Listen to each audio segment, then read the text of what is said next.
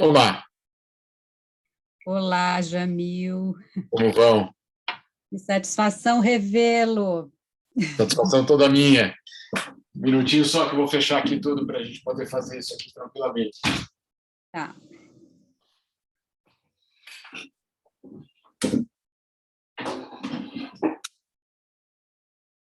Pronto, aqui estamos. Muito prazer. Juliano, você vai entrar? Oba!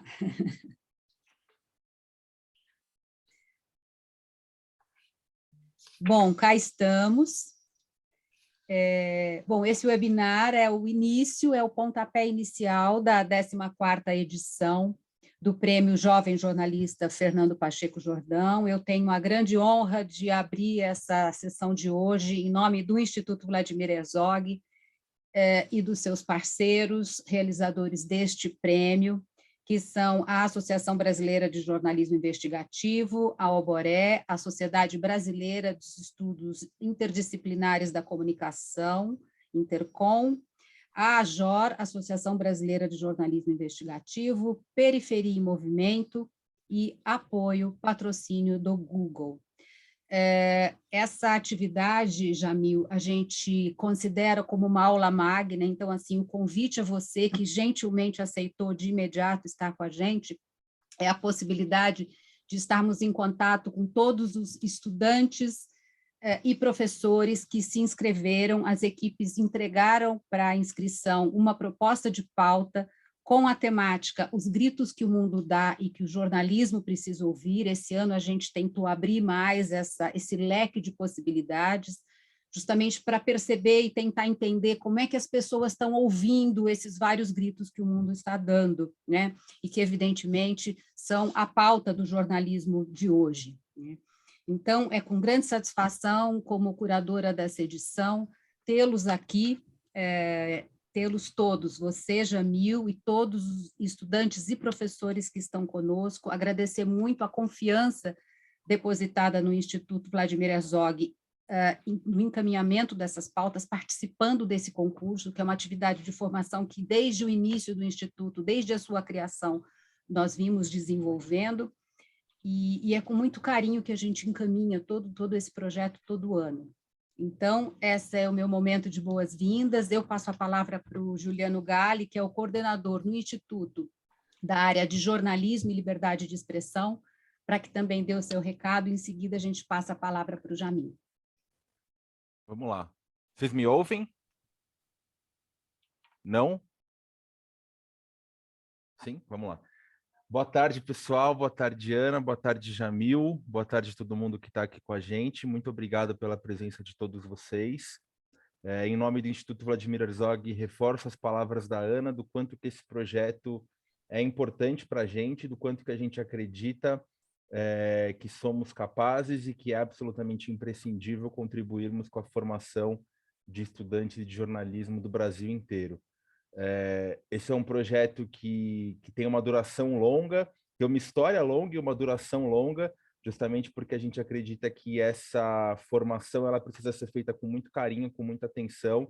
Então, hoje a gente dá o pontapé inicial junto com vocês de um processo que vai se estender até o final do ano e que acho importante reforçar que estamos completamente à disposição de vocês ao longo desse processo.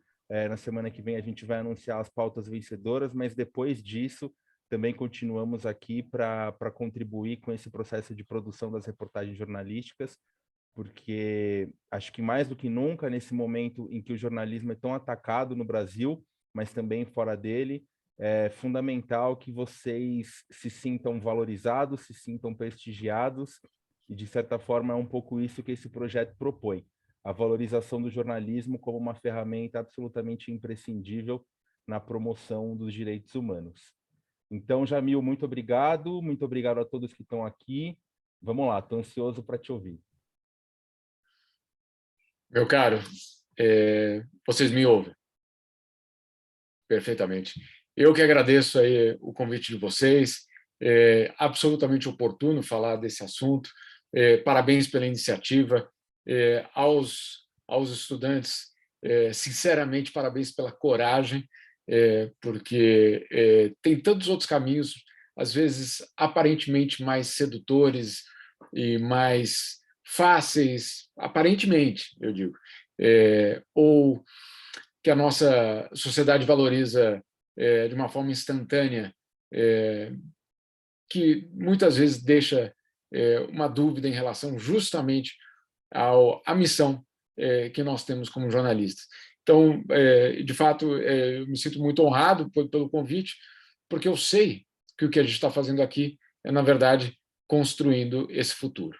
Então, a gente pode falar de uma forma muito técnica em termos de jornalismo, a gente pode falar sobre pautas, mas eu queria dar um passo além de tudo isso, eu queria, na boa, eu queria vir aqui para convencer vocês de que a luta vale a pena.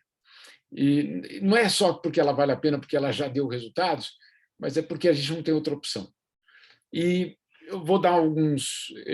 Primeiro, vamos tentar avaliar o que está acontecendo hoje e um pouco explorar de que forma a gente pode justamente contribuir para o que eu chamo de reinvenção do futuro. Essa reinvenção do futuro ela é absolutamente necessária simplesmente pelo fato de que o que existia e o que existe é absolutamente insustentável. Então, não é um luxo e nem arrogância reinventar o futuro, é sobrevivência. E, portanto, não adianta a gente dizer, não, isso não nos cabe, isso não é nossa tarefa, essa tarefa é de todos. Mas já chegaremos a isso e vamos tentar explorar. Eu queria começar, basicamente, colocando um cenário um pouco mais global do que está acontecendo. Nós tivemos 2 anos de pandemia e depois uma guerra, que ainda acontece, tanto a pandemia como a guerra, que redefinem fronteiras. Mas, acima de tudo, a pandemia, seguida de uma guerra que descarrilha cadeias de produção, cadeias de fornecimento, a produção de energia e de alimentos, coisas absolutamente fundamentais na nossa sociedade, tudo isso nos obriga a reinventar o futuro. Na pandemia já, isso vocês certamente notaram mesmo aí do Brasil. Por que eu digo mesmo aí do Brasil? Porque, claro, um país continental, às vezes, não é que se perde, mas talvez não entende a dimensão do que uma fronteira significa. De repente, a pandemia chega e ela questiona as fronteiras, ela questiona os nacionalismos, ela debocha das ideologias. Ela, basicamente, põe um enorme ponto de interrogação sobre todas aquelas certezas absolutas que a gente tinha. Até a pandemia, ela colocou várias perguntas muito incômodas para nós, como indivíduos, para a sociedade, mas também para o Estado. Para o Estado que, claro, se apresentava como aquela instituição, basicamente, que garantia uma certa estabilidade. A pandemia faz várias perguntas, mas tem uma delas que é extremamente desconfortável para qualquer Estado, em qualquer regime. Afinal de contas, o que é segurança? Segurança é armas, tanques, mísseis, ou segurança é leitos de UTI, respiradores, capacidade de produção de vacina, capacidade de fornecimento de bens absolutamente básicos para uma sociedade? Essa é uma das perguntas que a pandemia nos traz. A guerra também nos traz perguntas sobre a segurança. Justamente aquelas que a gente pensou que ficaram no século XX. Então, sim, o mundo é mais complexo hoje. Sim, nós temos de lidar com uma situação em que as respostas não são evidentes. Quando vocês escutarem algum charlatão, algum vendedor de ilusão, ou um populista dizendo que tem uma resposta simples para essas questões tão complicadas, presta atenção. Muito cuidado. Essas não são respostas, provavelmente, para esses desafios. Essas são, no máximo, atalhos falsos, na maioria das vezes, com soluções absolutamente, eu diria, falsas, fraudulentas, inclusive, para lidar com aquela crise. Uma outra lição que tanto a pandemia como a guerra nos mostrou hoje é que nada é irreversível. Nada é irreversível. Não há uma linha progressiva no que se refere à expansão dos direitos humanos ou da consolidação da democracia. Aquilo que a gente achou, principalmente depois do final da Guerra Fria, de que haveria uma expansão ininterrupta dos direitos, de que bastava seguir nessa linha e que esses direitos seriam consolidados. Aquela ideia que a gente tinha, que a democracia vai ser sempre construída com tijolos que vão erguer um muro e que sempre esse muro vai ser mais alto, mais forte e que vai nos proteger, tanto a pandemia, como a guerra, como o populismo, eles estão nos provando de que absolutamente nada é irreversível. O próximo passo, ele não está dado. Às vezes, a gente tinha a impressão, e talvez o pessoal da minha geração, de que a gente nasceu na democracia no Brasil e que isso veio na certidão de nascimento. Estava ali escrito Jamil, filho de, nascido na cidade tal, hospital tal, a tal hora, e nasceu num regime democrático. Que estava ali, estava garantido. A gente está descobrindo que a democracia não está na nossa certidão de nascimento e que é uma construção justamente diária. A gente pode olhar para essa questão de que nada é irreversível de uma forma trágica. E, de fato, é trágico. Nesses últimos 2 anos, no mundo, e aí eu não estou falando no Brasil, no mundo, foi desfeito, em muitos lugares, 30 anos de avanços sociais. 30 anos de avanços sociais foram desfeitos em 2 anos. Na Ásia e na África, esses são dados da ONU, 90 milhões de pessoas extras não têm hoje mais como pagar pela luz elétrica das suas casas. 90 milhões de pessoas extras.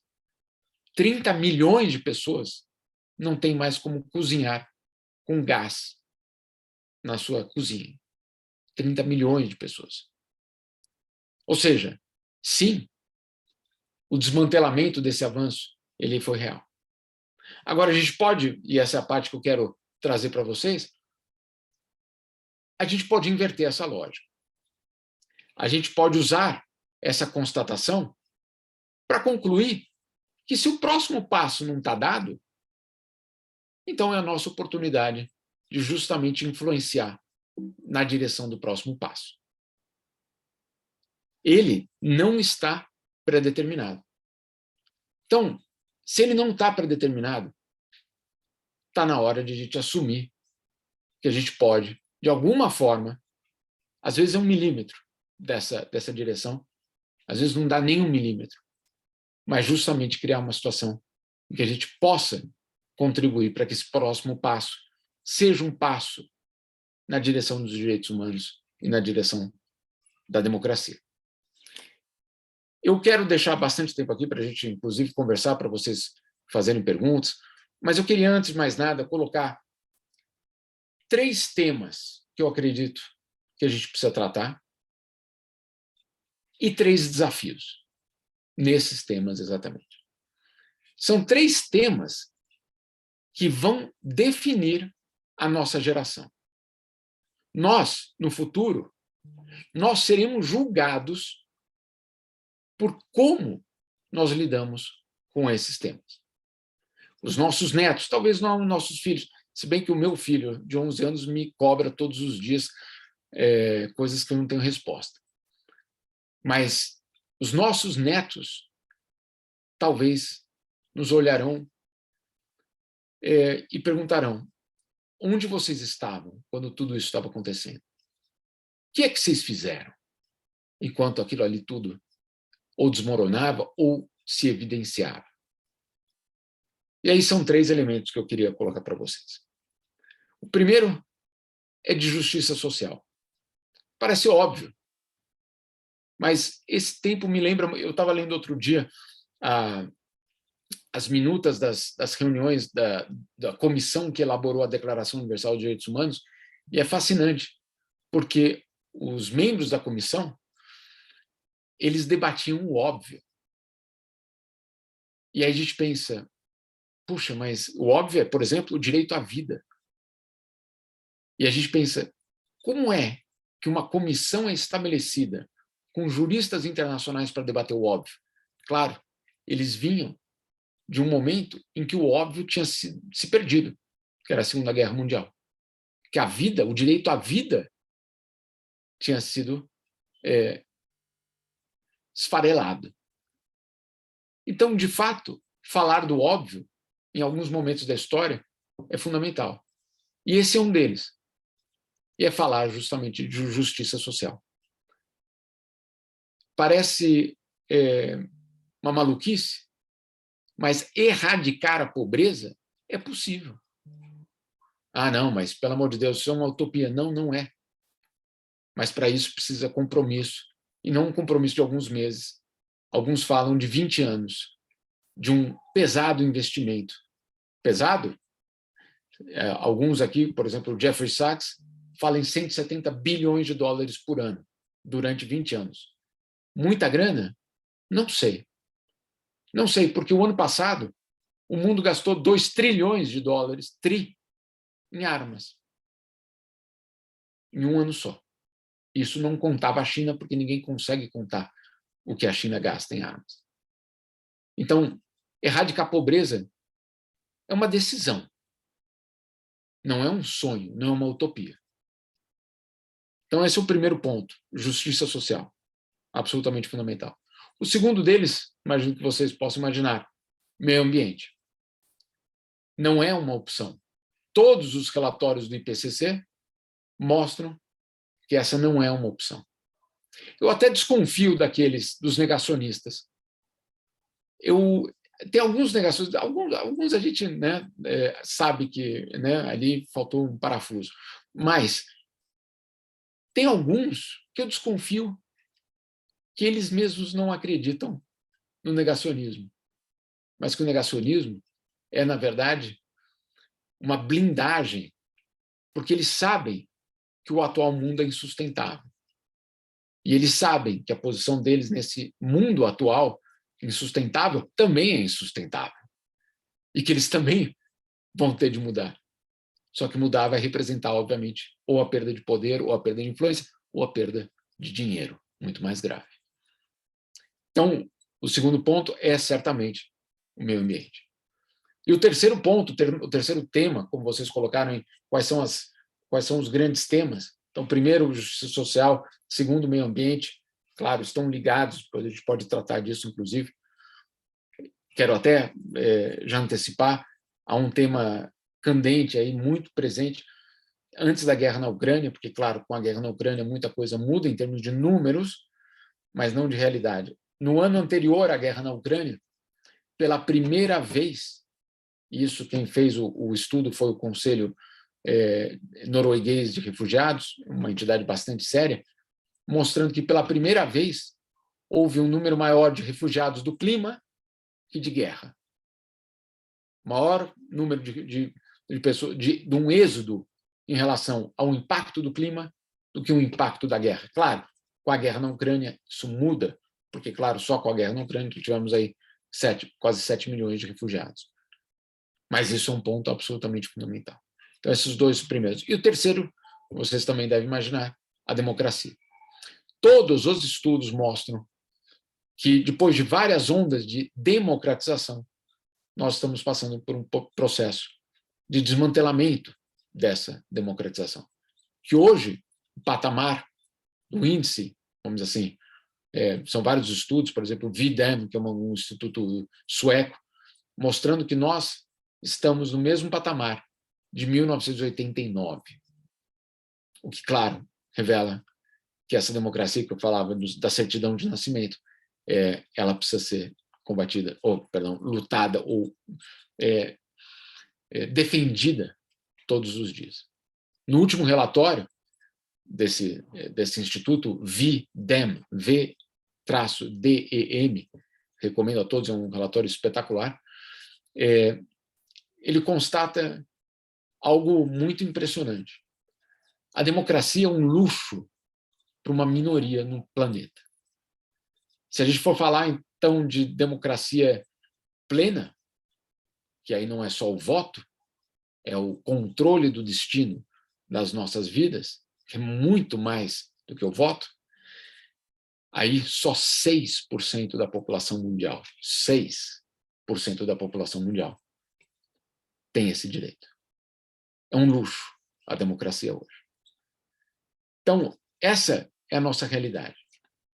Esses são os grandes temas, na minha opinião.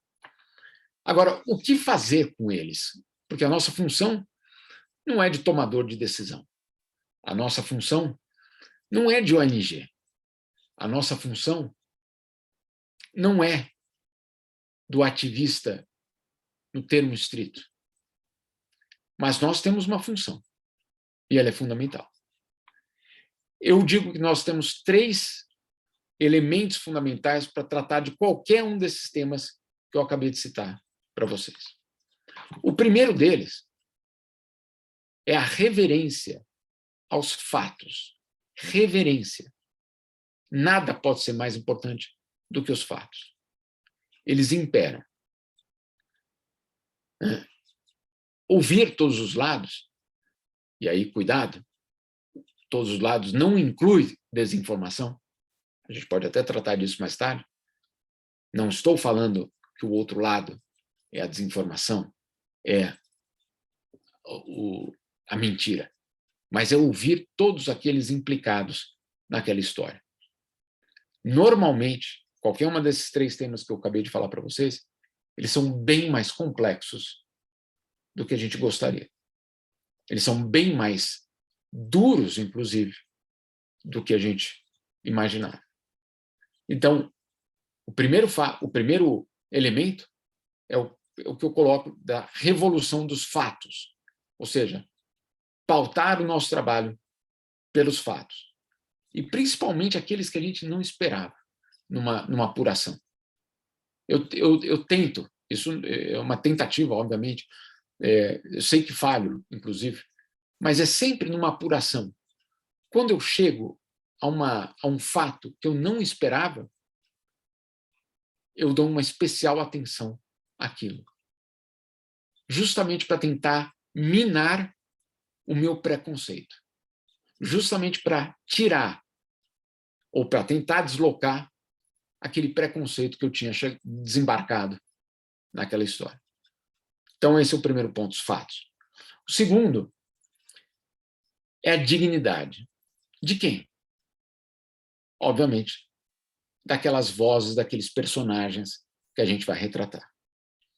Quando a gente fala de justiça social, que é pobreza, fome, conflitos, refugiados, nós não estamos falando em reportagens sobre a pornografia da pobreza ou da fome. Não é disso. E não é isso que vai transformar ou sensibilizar a opinião pública. Pode chocar, mas não vai explicar. E não vai transformar. Então, é garantir que todas aquelas vozes que nós trouxermos para as histórias, que a gente trate elas com dignidade. Até mesmo daqueles que a gente não concorda. Na verdade, inclusive daqueles que a gente não tem nenhuma simpatia. Isso é fundamental para não cair no erro ou no crime justamente daquele lado que acha que não tem limite e que não precisa ter limite para defender uma posição. Vou contar uma historinha muito breve. Numa das crises na última grande crise de refugiados, não essa da Ucrânia, mas a da Síria, eu caminhei com um grupo de sírios por um longo trajeto. E quando a gente estava na Sérvia, chegando até a Hungria, eu encontrei uma família e resolvi passar algumas horas caminhando ao lado deles e conversando com eles para tentar entender quem eram eles, entender o que é uma caminhada de uma família de refugiados. Eles estavam absolutamente imundos, as roupas rasgadas. Não sei há quanto tempo eles não tomavam um banho. O rosto sujo, as pernas sujas. Me lembra a mão do pai da família, absolutamente suja. E ele levava uma garotinha, a filha dele, nos ombros em um momento. E já talvez 2, 3 horas depois de começar a caminhada, só então eu pedi para ele se eu podia tirar uma foto dele com a filha dele, que também estava imunda, absolutamente imunda. Ela estava com um vestidinho rasgado, etc. Quando eu levantei a câmera para tirar foto, a mãe, que estava uns passos na frente, veio gritando, pedindo para parar. Obviamente, na hora você para. Ela fez um gesto pedindo para eu esperar, foi até a menininha, filha dela, insisto que estava imunda. Ela tirou um lenço do bolso que também estava absolutamente asqueroso e foi lá e limpou o nariz da filha dela. E aí ela me disse, agora pode tirar foto. Eu não tinha nem reparado que o nariz estava sujo. Mas o que era aquilo que ela fez? Era a mãe defendendo a dignidade da filha dela. Calma aí, não sei onde essa foto vai aparecer, mas a minha filha não vai aparecer de uma forma indigna. Então, é o nosso dever, sim, preservar essa dignidade e saber exatamente o que é que a gente está expondo quando a gente dá, justamente, quando a gente publica essas matérias. Isso é algo que eu aprendi ao longo dos anos e talvez tenha me feito entender um outro aspecto, que é justamente o da privacidade. Não é que vale tudo, não vale tudo. A gente pode reportar, a gente pode contar a mesma história, preservando, às vezes, uma história, uma pessoa, ou uma situação em que, do outro lado, talvez haja um risco de vida, ou uma ameaça de morte, ou até mesmo uma destruição da dignidade daquela pessoa. Então, é algo que a gente precisa pensar assim. Mesmo nesses temas tão duros e tão,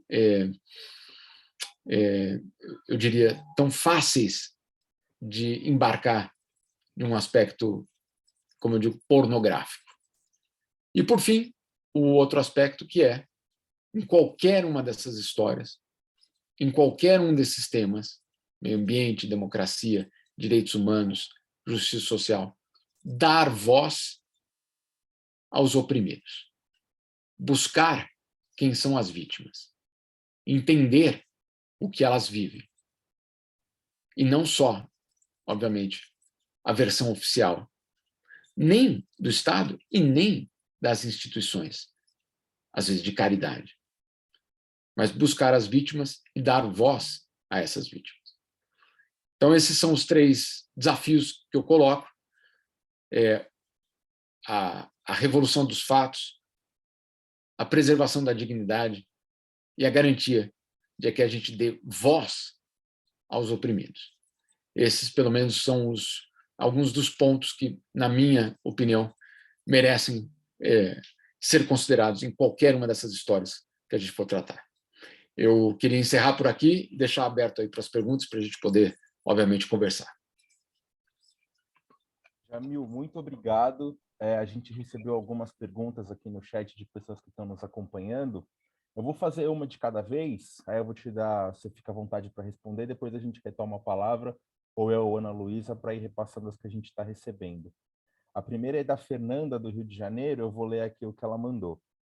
Durante a gestão Bolsonaro, o Brasil foi assunto internacional pelos piores motivos possíveis. Desastre ambiental, perseguição a jornalistas, violência. Ao mesmo tempo, em eventos da ONU, os representantes do governo, inclusive o presidente, tentaram vender uma imagem irreal de que tudo aqui estava correndo bem. Como você enxerga o papel do jornalismo nessa disputa de discurso, especialmente o jornalista brasileiro que trabalha fora do Brasil? Meu caro, deixa eu só te fazer um pedido. O começo falhou muito, eu não entendi o início da...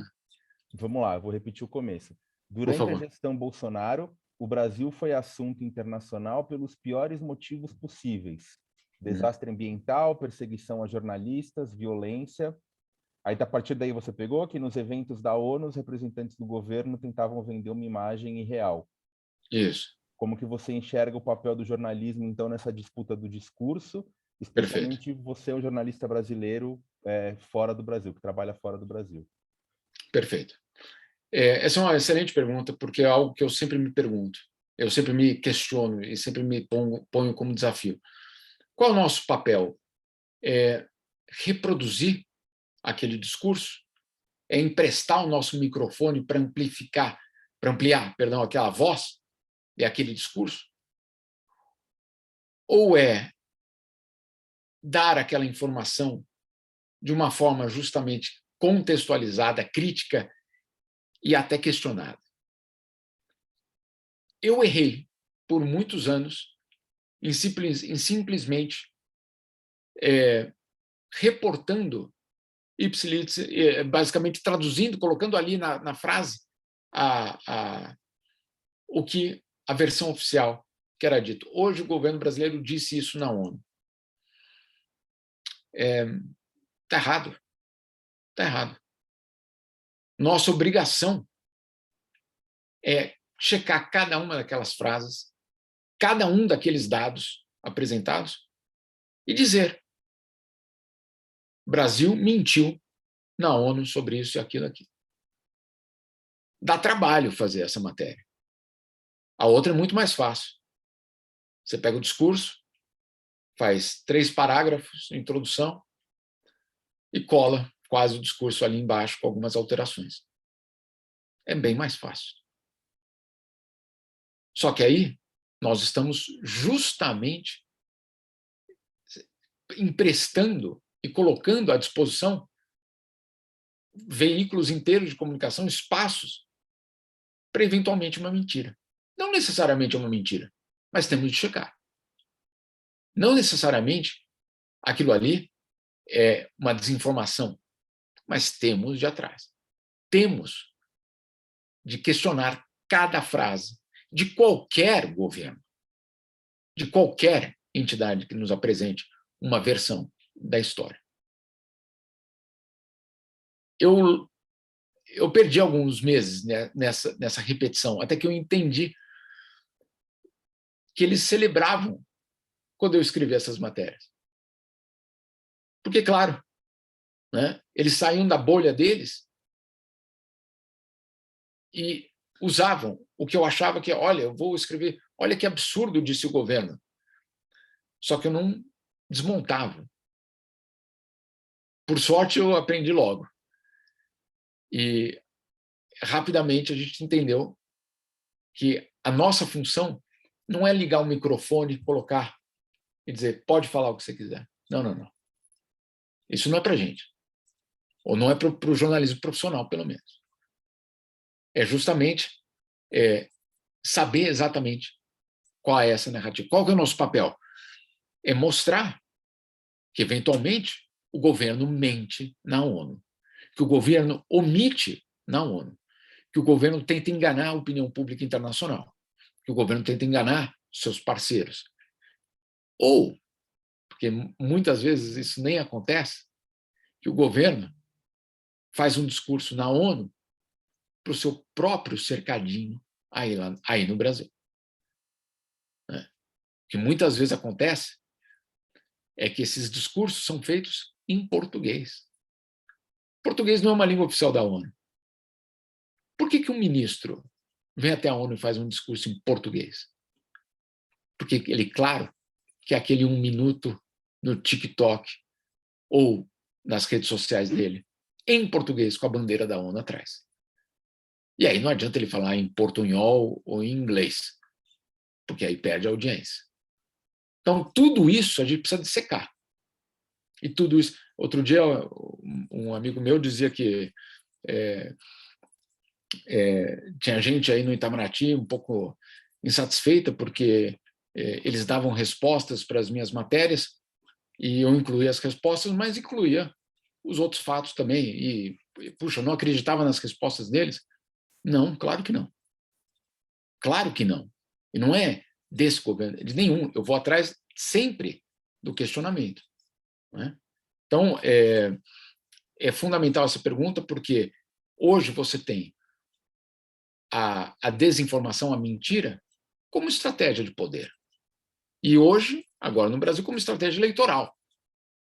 Então, a gente tem duas opções. Ou a gente liga o microfone, coloca o microfone e fala: pode falar, senhor ministro, pode falar o que o senhor quiser e vai ser transmitido. Ou pegar cada uma das frases e falar: o ministro mentiu sobre isso, o ministro disse uma meia-verdade sobre aquilo, o ministro tinha razão sobre aquilo. E aí é colocar, de fato, não, isso aqui de fato aconteceu. Então, isso é muito fundamental e essa pergunta é muito, muito pertinente. Obrigado, Jamil. Mais uma que chegou aqui do Heitor, de São Paulo. Ela é um pouco comprida, eu vou tentar dar uma resumida. Jamil, como você avalia a reação internacional à guerra da Ucrânia e a outros conflitos em diferentes partes do mundo? Durante muito tempo foi falado que a pandemia poderia contribuir com a formação de um senso coletivo maior, mas o que vimos nos últimos meses foi, além de uma guerra, países ricos não se engajando na vacinação de países pobres, além de outros problemas internacionais. O que mais precisa acontecer para o mundo, especialmente os países ricos, realmente se engajarem na superação desses problemas históricos, como guerras, fome e pobreza? Eu quero, de novo, falhou o começo, desculpa, deve ter alguma... Imagina. Vou reler aqui. Vocês estão me ouvindo bem? Sim. Você me ouve bem agora? Agora sim. Então esse é o começo. Não, Como talvez você... talvez o meu alto-falante aqui. Vamos lá. Como você avalia a reação internacional à guerra da Ucrânia e a outros recentes conflitos em diferentes partes do mundo? Durante muito tempo foi falado que a pandemia poderia contribuir com a formação de um senso coletivo maior, mas o que vimos nos últimos meses foi, além de uma guerra, países ricos não se engajando na vacinação de países pobres. O que precisa acontecer para o mundo, especialmente países ricos, se engajarem na superação desses problemas históricos? Quem fez a pergunta, eu convido para a gente talvez passar 20 anos buscando a resposta, porque é fundamental. Vamos por partes. Pandemia e resposta, justamente essa ideia de que haveria uma resposta global é talvez a grande tragédia da pandemia. Claro, as mortes também, e fundamentalmente as mortes, mas eu acho que daqui a 50 anos, quando contarem a história da pandemia, vão contar como que a gente politizou a máscara, a vacina, o respirador, tudo, né? E como, de uma forma hipócrita, os países ricos foram lá e lotaram seus armazéns de vacina. E, de novo, a ideia de que a ciência para todos é uma mentira. A ciência, primeiro, para aqueles que têm dinheiro. Ficou, de novo, provado isso na pandemia. Eu acho que a primeira mulher que foi vacinada, aquela primeira inglesa, chamava Dorothy, eu acho que era o nome dela. Por que, de novo, uma pessoa branca, europeia, é a primeira a ser beneficiada pela vacina? no século XXI. Porque, de novo, você tem uma corrida na qual os outros países ficaram com o pires na mão, esperando na fila, humilhados pela vacina. Por que é que, depois de 2 anos, o acordo que saiu agora sobre a suspensão de patentes de vacinas é um acordo irrelevante, né? Foi feito agora um acordo há uma semana. Por que é que, durante o pior momento da pandemia, os europeus, aqui os suíços e alguns outros diziam: não, eu não abro mão da minha patente, da minha vacina? Que sistema é esse? Que tem a propriedade privada acima de todas as vidas. É de um nojo profundo. Eu, sinceramente, eu já disse isso, inclusive, aqui para os diplomatas. Como é que vocês dormem? Não, mas... E aí, claro, todos têm sempre argumentos. Não, mas sem a propriedade intelectual a gente não tem como fazer investimento. Mentira. Isso é uma grande mentira. Sem mercado, você não tem como fazer investimento. É só olhar, por exemplo, as doenças negligenciadas, que é um nome absurdo. Não são doenças negligenciadas, são povos negligenciados. Basta uma doença dessa chegar aqui na Europa ou nos Estados Unidos, você vai ver amanhã, tem um caminhão de dinheiro para investir na busca daquela solução para aquela doença. Então, não é a doença que é negligenciada. Então, a pandemia, ela foi um espelho que foi colocado na Terra, e o espelho mostra tudo, né? Você não pode escolher: eu vou ficar na frente do espelho, mas olha, eu só quero a parte mais bonitinha, a outra aqui, meu nariz, por favor, conserta meu nariz. Não, o espelho mostra tudo. A pandemia mostrou tudo, né? Mostrou esse egoísmo brutal. Agora, esse egoísmo está cobrando um preço muito elevado, que é justamente as variantes, o não fim da pandemia. Ontem, na França, foram 140 mil novos casos. Ontem, na França. 140 mil novos casos em um dia. Será que não tinha outra solução? Sim, mas outra solução envolvia um acordo bem mais amplo, né? Agora, nós fizemos parte desse fracasso, não só pelas políticas domésticas do governo Bolsonaro, mas porque, quando o mundo mais precisava de uma resposta global, o Brasil foi lá e questionou o multilateralismo. Falou que era uma ideologia. Então, nós contribuímos para o fracasso. Não foram só os países ricos, arrogantes, gananciosos que fizeram isso. O que mais precisa acontecer, eu não sei, sinceramente. Essa é uma pergunta, não sei quem fez a pergunta, meu caro, mas, para você ter ideia, nas reuniões da OMC, essa frase, o que mais precisa acontecer, já foi dito, inclusive, pelos governos africanos, na cara dos países ricos. Se não é agora, quando é que a gente vai repensar o sistema de patentes de remédios? Né? Então, essa é uma pergunta que toca lá no fundo da questão. Só que, infelizmente, ela não tem uma resposta positiva, pelo menos por enquanto. Eu acho que sim, muitas perguntas vão, em algum momento, encaixar numa nova estrutura. Mas eu não sei se vai ser suficiente para mudar. E o mais dramático dessa história, e aí eu concordo com a pessoa que fez a pergunta, é justamente o que mais precisa. Porque a gente poderia falar: não, mas essa vez só matou nos países pobres. Não, essa vez matou em Bérgamo, uma cidade rica na Itália, né? E aí? A resposta foi fácil.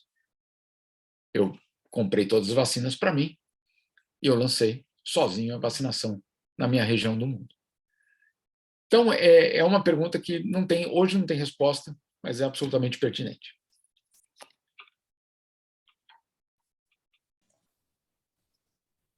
Jamil, tem uma pergunta aqui no chat da Isabelle Zanardi. Ela diz o seguinte: como a entrada da Suécia e Finlândia na OTAN, fronteiras diretas da Rússia, pode influenciar na guerra da Ucrânia? e quais são os benefícios e malefícios dessa decisão para esses países? Vamos lá, esse é talvez das consequências imprevistas dessa guerra. A guerra aconteceu num momento, e aí não sou eu que estou dizendo, é o próprio Macron que disse, em que a OTAN vivia uma morte cerebral. Ele usou esse termo. A OTAN vivia, antes desse momento, uma crise existencial muito profunda. E o que faz a guerra, e talvez era a grande aposta do Putin, a OTAN não vai reagir. O Ocidente não vai ser capaz de dar uma resposta unificada. E sim, de uma certa forma, essa resposta começou a aparecer. Agora, essa resposta, que é de várias formas, ela ganha várias formas, uma dessas formas é a ampliação da OTAN para os países nórdicos. Pode ampliar a guerra, pode ampliar não esse fator em si, mas a expansão em si da OTAN. Pode incrementar a tensão, sem dúvida nenhuma. Agora, a verdade é que hoje, e essa é a parte mais dramática, não existem canais de comunicação entre os russos e o Ocidente. E isso é o mais grave. Porque hoje você tem, inclusive, algo que não acontecia há pouco tempo, que era transformar também a guerra numa... Não sei se vocês repararam, Boris Johnson zoando, eu posso falar essa palavra porque é o que aconteceu, zoando da masculinidade do Putin, e o Putin zoando de como seria o Boris Johnson nu. Enfim, eu quase me pergunto, cadê os adultos na sala? Né? Agora, a outra parte dramática é aqui na Europa, para quem está aqui sabe muito bem disso, os refugiados já estão presentes. Eles já fazem... Meu filho joga bola toda quarta-feira e no time já tem refugiados ucranianos. Então, eles estão presentes. E eles, sim, são as primeiras vítimas, talvez, de uma guerra maior. Agora, o que mais me preocupa é que tanto a OTAN quanto a Rússia vai lutar até o último ucraniano, porque não é nem russo e nem ocidental. Né? E aí faz parte daquela resposta anterior, né, da hipocrisia do Ocidente e de toda essa situação, porque enquanto não for um alemão ou não é na França, ele obviamente vai ter um ímpeto diferente para lutar. E aí sempre tem aquela questão, não, mas nós estamos lutando por eles. Sim, mas será que se a guerra fosse em outro lugar, não teria uma tentativa de negociação de paz? Porque hoje isso existe. E aí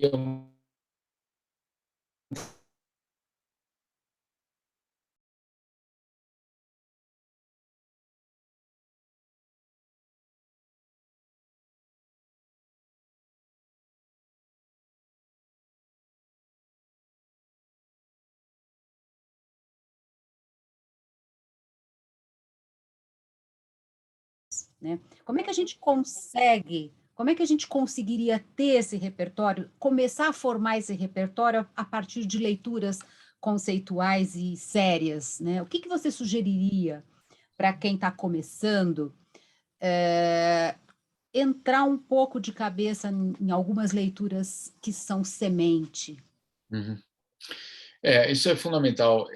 Não tem atalho, né? Não tem leitura de resumo. Esquece o resumo. O resumo nunca vai ser complexo o suficiente para entender aquele conflito, aquela situação, aquela injustiça. Então, esse é algo que eu, pelo menos, me coloco, até hoje me cobro, de me recusar a ler o resumo, o resumo executivo, etc. É fundamental? Pode ser, mas você está querendo entender ou você está querendo enganar? Você que está querendo entender vai ter que ler inteiro. Né?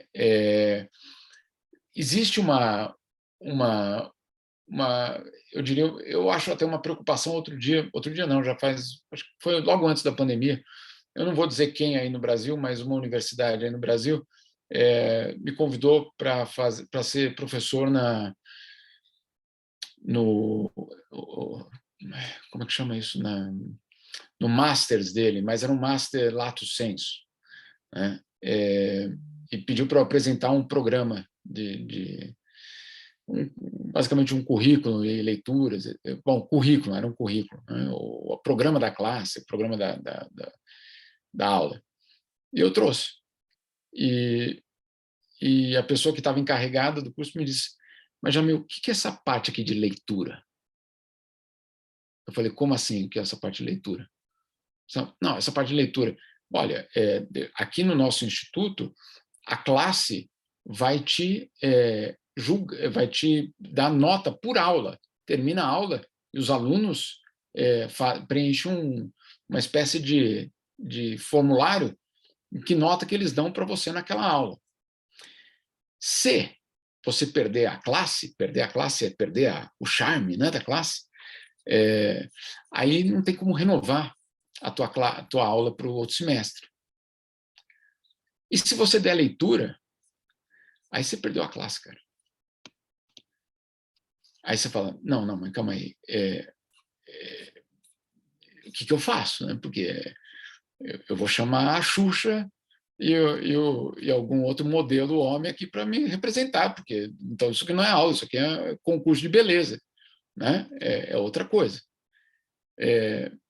Porque e aí a gente chegou a um acordo, foi um absurdo, porque obviamente que eu daria 5 páginas por semana de leitura só, porque mais do que isso ninguém lê. Então, olha, tudo bem. Muito obrigado. Obviamente não segui ali, não falei nada disso, mas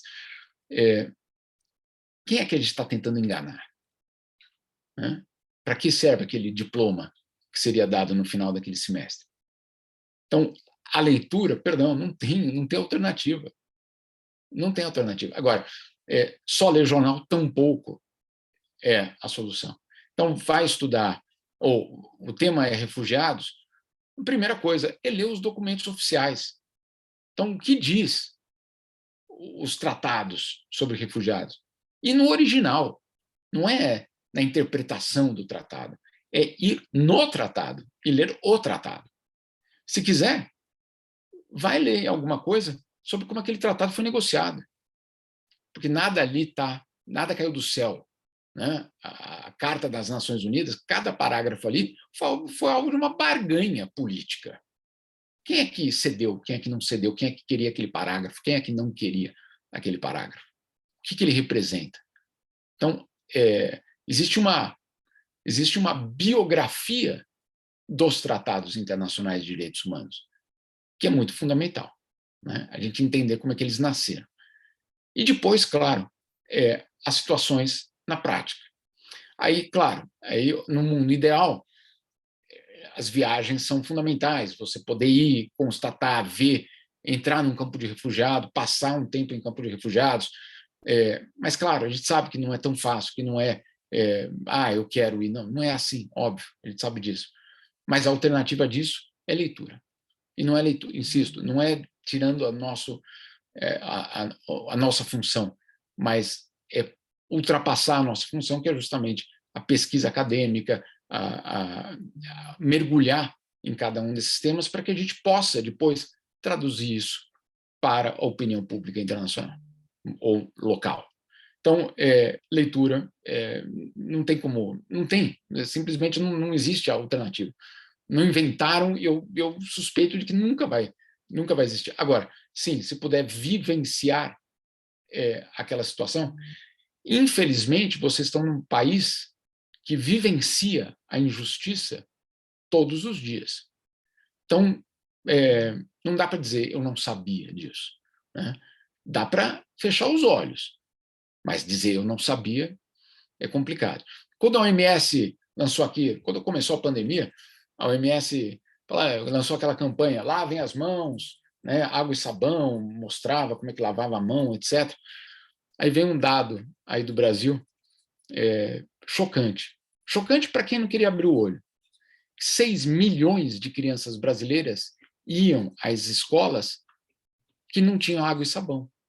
6 milhões. Então, bom, então não é a vacina, é água e sabão na escola, para começar. Então, é para isso que a gente precisa abrir os olhos. Não sei se eu respondi, mas eu acho que eu, pelo menos, tento fazer isso. Eu acho que, assim, na verdade, eu quis ressaltar essa questão de repertório, leitura, porque você começou a sua fala dizendo e enaltecendo a coragem dos que se inscreveram por não ter pego um atalho, né? Então, eu acho que esse lead, esse momento inicial, ele acabou desenhando tudo que você sempre fala e recomenda, que é justamente, gente, não tem caminho fácil. O caminho do jornalismo, o caminho de quem quer tratar as coisas com ética, com seriedade, com profissionalismo, é suado, é trabalhado, ele né, tem que ter uma dedicação mesmo, ele não nasce por acaso, né? Então, eu acho que isso também é uma questão que a gente sempre coloca para os nossos projetos, principalmente os projetos de formação, aos quais a gente se dedica, a importância de você decidir que o caminho é aquele, mas ele tem alegrias e tem tristezas e muitos desafios, né? Era um pouco por isso que eu trouxe essa questão. Posso seguir aqui, Juliano? Tem mais uma aqui do Marcos Araújo do Recife. Ele fala, Jamil, a mídia corporativa europeia foi xenófoba no tratamento a refugiados não brancos da guerra Rússia versus Ucrânia? É difícil generalizar, mas houve sim, tá?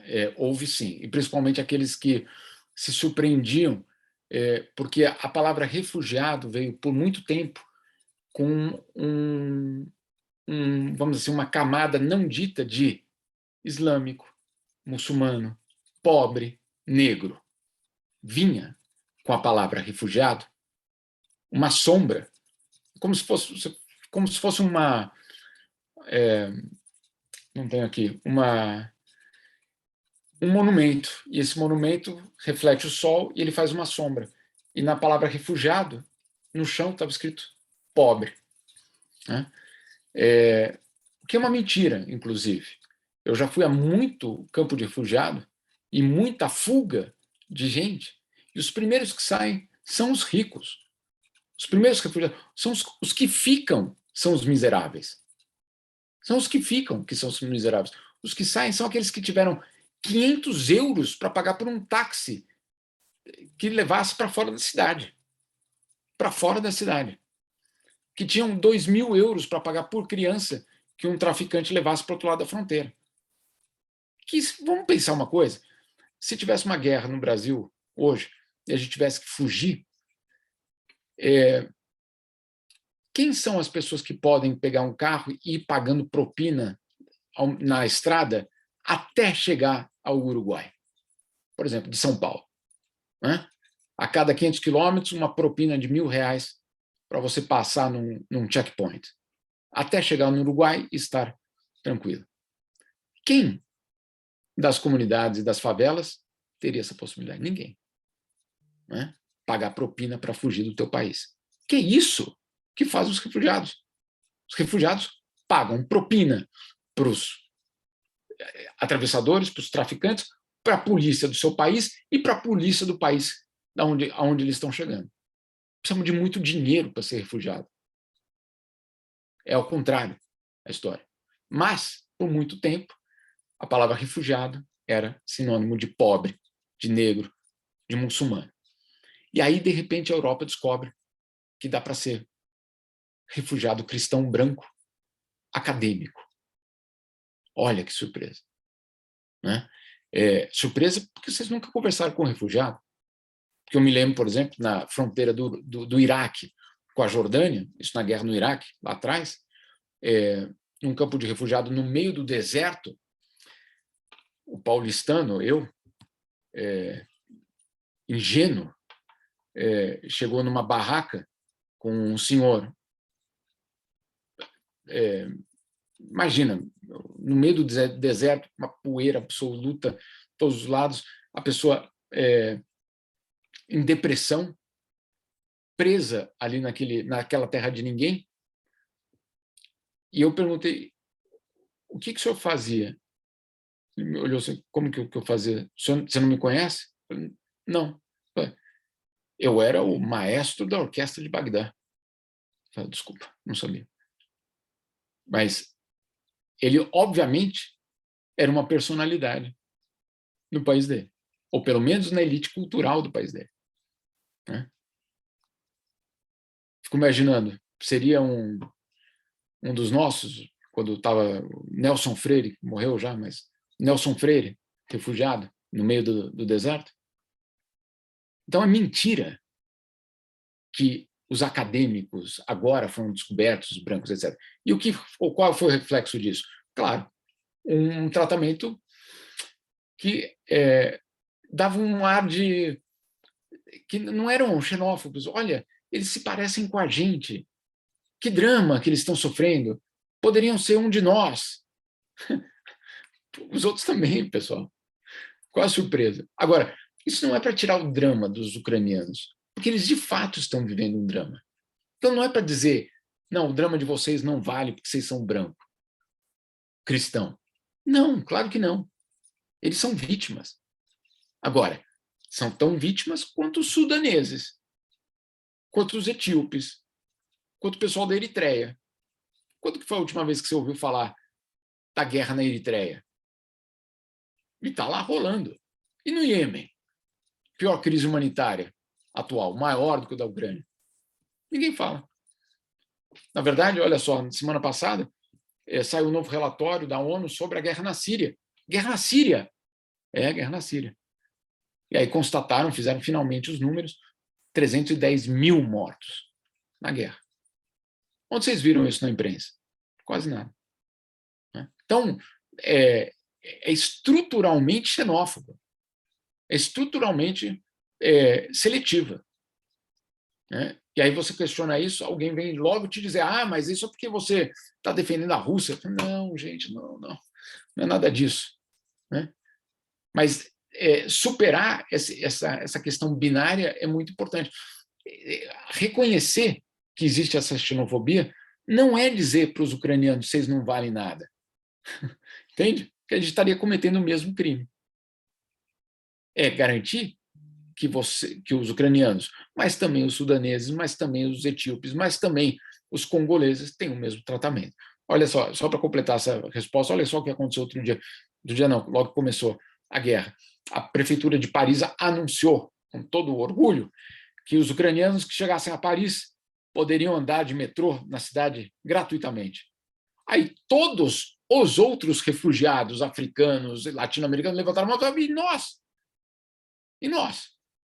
Qual a diferença? A bomba que cai na nossa cabeça é a mesma. Não, isso só valia para os ucranianos. Então, é muito profundo e é muito, muito importante essa pergunta. Jamil, eu quero fazer acho que talvez seja a última, não é exatamente uma pergunta, eu gostaria mais que você falasse sobre a carta que você escreveu e publicou nas suas redes sociais essa semana ao Comitê Norueguês do Nobel sobre o padre Júlio Lancelotti. E tem um momento da proposta desse projeto, né, do jovem jornalista, que a gente questiona para os estudantes, e esse é um pouco o mote das propostas de pauta que eles produziram e enviaram para a gente, qual que vai ser o modelo de civilização que a gente vai parir a partir de agora, né? A partir daquele conceito do professor Boaventura de Souza Santos, de que o futuro começa agora, qual que é o modelo de civilização que a gente vai parir a partir de agora, depois de tudo que aconteceu e que continua acontecendo? E me parece, e acho que é uma visão que você compartilha e tem elementos disso na carta, que a atuação do Padre Júlio, ela traz várias coisas que podem nos ajudar a construir esse modelo de civilização, que são contribuições da nossa atuação individual e coletiva para que essa civilização seja mais justa, mais democrática, mais igualitária. Então, eu queria que você falasse um pouco sobre isso e reforçasse por que você entende que a atuação do Padre Júlio merece ser premiada com o Nobel. Vou me desmentir. Não é o Padre Júlio que merece, é o combate à pobreza que merece. O Nobel tem escolhido temas, e aí ele vai atrás de pessoas ou instituições que possam representar a luta por aquele tema. Então, o tema é a erradicação da pobreza. A gente podia escolher uma instituição? Podia. A gente podia escolher um governo exemplar? Podia escolher a ONU? Podia. Mas tem um elemento que vai além, que é justamente a disposição de dedicar uma vida a uma tarefa como essa. Eu acho que essa é um pouco da história ali. Assumir uma missão. E a missão, no caso, não é nem de acabar com a pobreza, é de resgatar a dignidade das pessoas. Então, era por isso, no fundo, a carta. O Nobel tem muita consciência de que, quando ele dá um prêmio, não é aquela pessoa só que ganha destaque. É a missão que ela cumpre que ganha destaque. Então, quando a Maria Reza ou quando o Dmitry Muratov ganharam, eu desafio você a perguntar, não no nosso meio jornalístico, mas fora, quem são? Qual o nome dos vencedores do Prêmio Nobel do ano passado? Acho que muito pouca gente saberia. Mas talvez muita gente diria, foram aqueles 2 jornalistas, por conta dos ataques à imprensa. Então tá bom. Então era essa a missão do Nobel. Né? E assim aconteceu em outros momentos também. Né? Aconteceu no momento, por exemplo, da fome, aconteceu no momento do meio ambiente. Claro, alguns prêmios equivocados, mas são instituições feitas por humanos que erram. Né? Não é uma decisão divina. Até eu desconfio do divino, mas nem se a gente desconfia do divino, imagino do humano. Então, sim, eles erram. Agora, a questão é colocar o tema no centro do debate, no centro da agenda. O que eu fiz, é uma migalha nessa história, não representa, só para levantar o tema, basicamente, nem do Padre Júlio, ele que me desculpe aqui, sou amigo dele, não tem problema nenhum falar isso. Mas o tema é a pobreza. O tema é a nossa decisão ou não de lidar com essa situação. Que mundo é esse que gasta 2 trilhões de dólares em armas e diz que não tem dinheiro para acabar com a pobreza? Mentira, né? Mentira.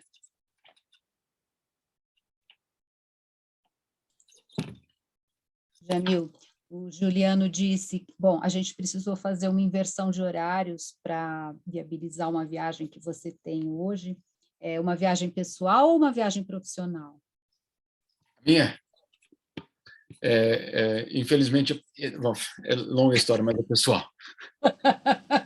Tá certo, senão eu já ia perguntar o que você ia fazer, em que lugar Não você é ia. uma pauta. Eu adoraria que tivesse uma pauta hoje. Olha, Jamil, muitíssimo obrigada, então, pela sua deferência. Novamente, a gente sabe o que significa cortar uma agenda assim, uma sexta-feira, enfim. Mas foi muito rico tudo isso que você nos trouxe. Essa aula está gravada, ela ficará à disposição de todos os estudantes inscritos e vai ficar pública, evidentemente. E assim, foi muito importante ouvir tudo que a gente ouviu de você, principalmente focando, né, nessa nova, essa redefinição de fronteiras do mundo que você traz tanto, os 3 temas, né, esse triângulo temático que a gente precisa estar atento para olhar e para ouvir, né, o que eles estão dizendo, e o jornalismo poder responder com garra, com ética e com profissionalismo a todos esses desafios, né?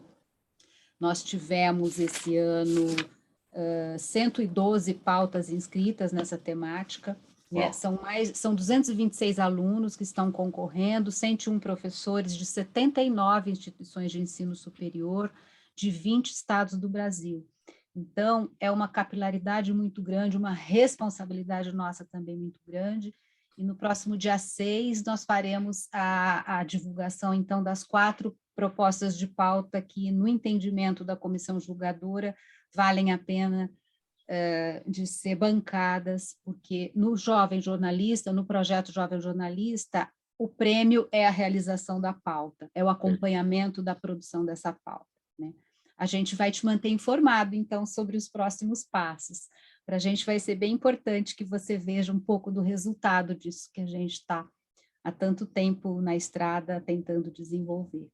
Espetacular. De novo, muitíssimo obrigada a você, boa sorte, sucesso mais ainda na sua caminhada. Juliano.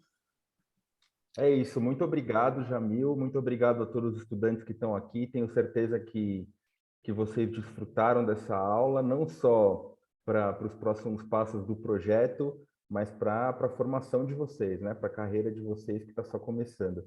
Então, Jamil, de verdade, muito obrigado em nome de todo o Instituto e espero contar com a sua participação nas próximas vezes nesse projeto também, que nos enche de orgulho. Pode contar comigo, boa sorte a todos vocês. O caminho não é, já vou avisando, não é fácil.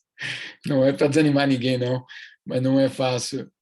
Mas eu vou te dizer, vou dizer para vocês, ele é extremamente gratificante quando a gente sabe ou quando a gente percebe que para alguém, em algum lugar, fez alguma diferença. Não é para um país, não é para uma cidade, nada disso. É para alguém, em algum lugar, que leu ou que entendeu e, eventualmente, tomou uma outra decisão. Então, é muito gratificante e, ao mesmo tempo, de muita responsabilidade. Muita responsabilidade, porque, primeiro, como eu falei, da questão da dignidade das vítimas, também da dignidade dos suspeitos, né? Muito cuidado com de que forma a gente apresenta as pessoas. Não é poupar ninguém, não é isso. Mas, sabe, muitas vezes a gente não precisa de adjetivo nenhum numa matéria para que o leitor chegue à conclusão: bandido. Então não precisa, né? Não precisa passar dos fatos. Os fatos, eles gritam, eles estão lá justamente para contar a história. Então, se a gente se ater aos fatos e contar essas histórias, ele já vai estar fazendo um trabalho fundamental. Obrigado a vocês todos aí. Obrigadíssimo, então. Obrigada, Gil. Obrigada a todos vocês que estiveram com a gente. Até a próxima.